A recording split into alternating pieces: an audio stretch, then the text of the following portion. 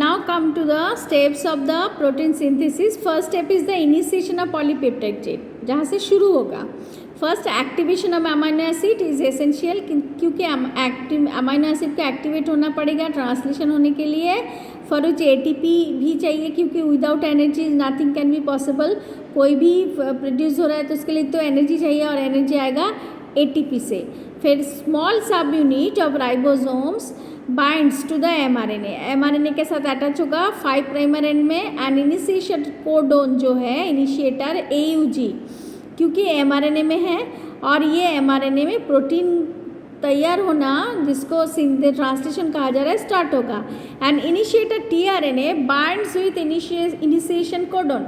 Initiation codon के साथ add हो जाता है एयूजी के साथ, और उस समय एंटीकोडोन ऐड होता है. एंड थ्रू हाइड्रोजन बॉन्ड्स, उसमें हाइड्रोजन बॉन्ड भी यूज रहेगा उसको जोड़ने के लिए.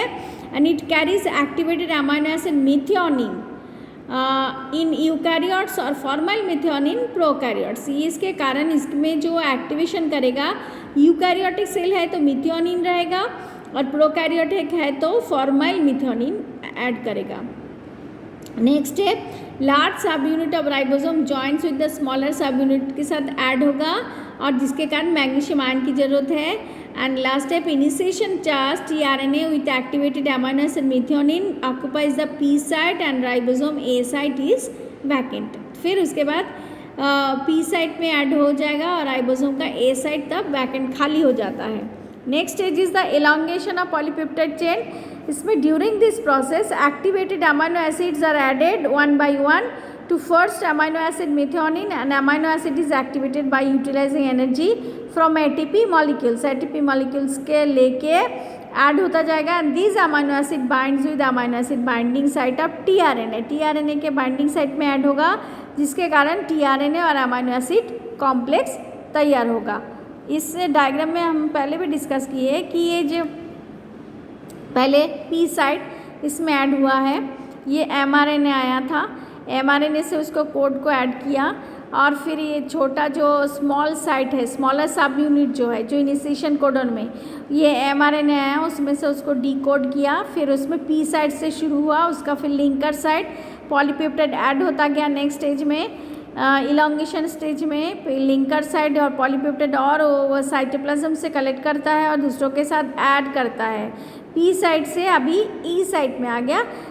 उसके बाद फिर इनिशिएशन इलोंगेशन शुरू हुआ, ऐड होता जा रहा है, पॉलीपेप्टाइड चेन बन गया है, एक के बाद एक जो पॉलीपेप्टाइड है अमाइनो एसिड जुड़ता जा रहा है.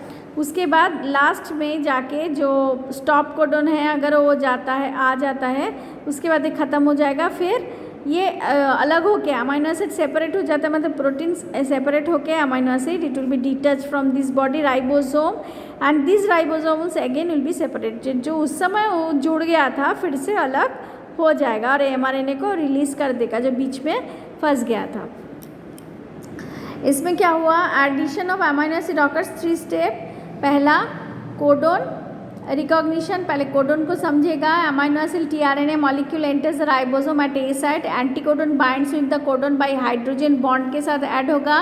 Next amino acid of the first initiation tRNA at P site and amino acid of tRNA at A site joined by polypeptide bond. And here enzyme ribozyme acts as a catalyst. जो enzyme का नाम आप याद रखोगे कि उसका नाम है राइबोजाइम, नॉट राइबोसोम. एंजाइम के टाइम में हर टाइम पे ये ऐसे ZYME जुड़ता है, तो राइबोसोम के अंदर जो एंजाइम है इसका नाम है राइबोजाइम, जो कैटलिस्ट का काम करता है. And at this time first tRNA और पी साइट किक्ड ऑफ हो जाता है, अलग हो जाते हैं. ठीक है. Next translocation, the tRNA at A site carrying a dipeptide at A site moves to the P site.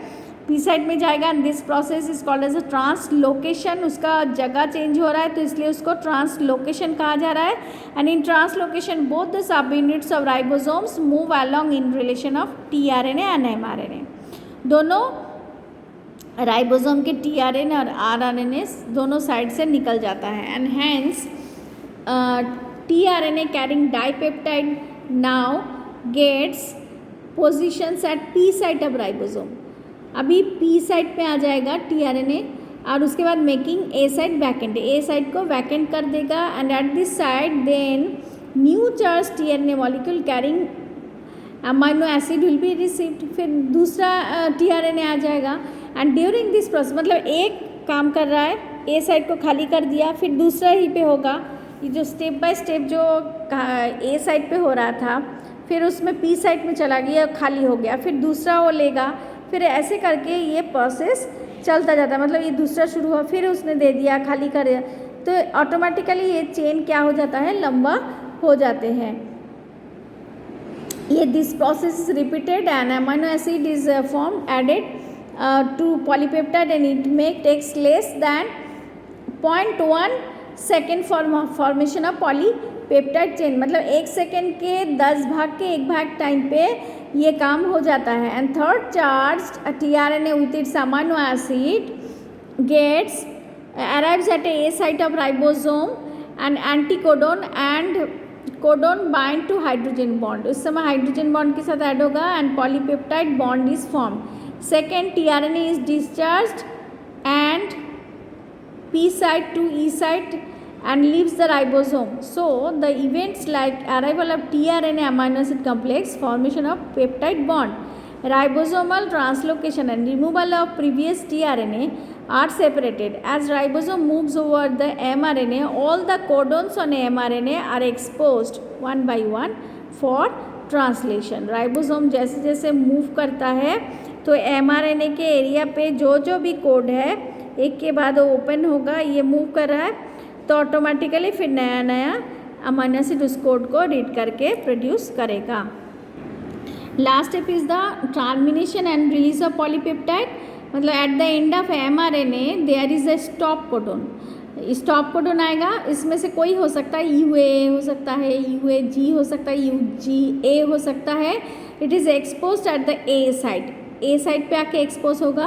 So it is not read and joint by anticodon, क्योंकि इसके साथ एंटीकोडोन नहीं है, कोई टीआरएनए नहीं है, इसके साथ टीआरएनए नहीं होता, पहले ही बता चुकी हूँ, जिसके कारण the release factor binds to the stop codon. इसके कारण अभी ये कोई नया कोडिंग बनेगा ही नहीं, तो ये बंद हो जाएगा काम एंड देयर बाय टर्मिनेटिंग, फिर टर्मिनेट हो जाएगा एंड द ट्रांसलेशन प्रोसेस जो है ख़त्म हो जाता है एंड द पॉलीपेप्टाइड अभी रिलीज हो जाएगी, कहाँ पे, साइटोप्लाज्म में। राइबोसोम को छोड़ के वो साइटोप्लाज्म में आ जाएगा एंड 2 सब यूनिट्स ऑफ राइबोसोम फिर से अलग हो जाएंगे, dissociate and last tRNA is set free. अभी टीआरएनए भी अलग हो जाते हैं क्योंकि अभी उसका साइटोप्लाज्म में आ जाता है, कोई काम नहीं है। mRNA also has some additional sequences and that are not translated and are referred as untranslated regions. तो mRNA में जो भी कुछ चीज़ें बच जाता है, जो ट्रांसलेशन नहीं हुआ, उसका हम बताएंगे अनट्रांसलेटेड रीजन, UTR। याद रखो कि ऑनलाइन आंसर में अगर पूछे what are the untranslated region, you can answer the regions the code या sequences which are present in to the mRNA which are not translated will be called as the untranslated region या UTR. The UTR are present at both 5' end and 3' end. They are required for efficient translation process.